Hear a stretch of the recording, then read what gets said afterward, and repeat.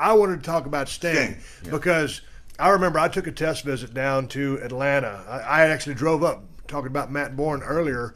I drove down to Atlanta with Matt Bourne from Dallas, Texas, and got a look at the center stage setup, watched Sting perform. You were there. It was absolutely insane. And, this is right when I guess he had started working with you. Yeah, And, he came from Louisiana. Yeah, he came from He Louisiana. broke in with Bill. Broke in with Bill Watts. Yeah. And Well, no, actually, he broke in out here. out here Yeah, with what's the guy's name? with Jim Hellwood. No, not Helwig. No. The promoter out here. That does Oh yeah, the promoter out here. Can't think of his name. Well, I can't remember, but anyway, down there working with Blade Runner and Rock. Yeah. As what was the name of that tag team? It escapes me, but anyway, they split up. Yeah. Sting comes to the Blade Runners. That's who they were. Yeah, exactly. My bad. I was a big fan.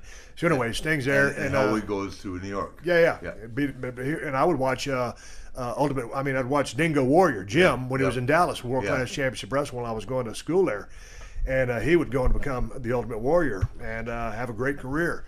But there Sting was, and so there you are, the man. What did you think when you first met Sting? Because you're the guy that really put him on the map.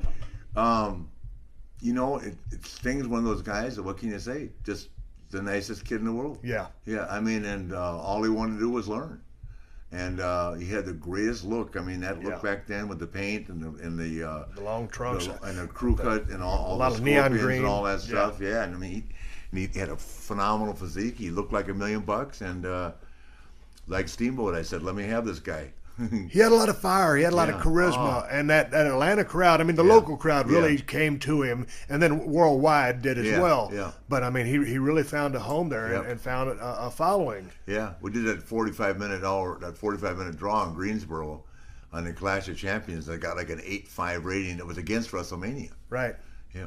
When was it? I remember when he tore his patella tendon, and I was thinking, oh my God. That was Corpus Christi. Yeah. Clash of Champions, same thing. And he went down. I didn't think he was going to make it back. Neither did I. I didn't. I'm the one that. What happened is climbing into the cage. Yeah. We were beating the crap out of I can't remember who. Getting heat on someone. It was a night that we said, hey, we only gave him 30 minutes, right? To become. It was a great segment, right? Right.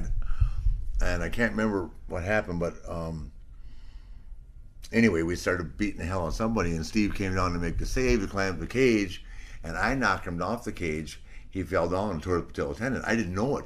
And then, worse than that, as I climbed out of the cage and through the door and ran and jumped on top of him on the ramp. Yes. And I had no idea that he was hurt. Oh, it felt terrible.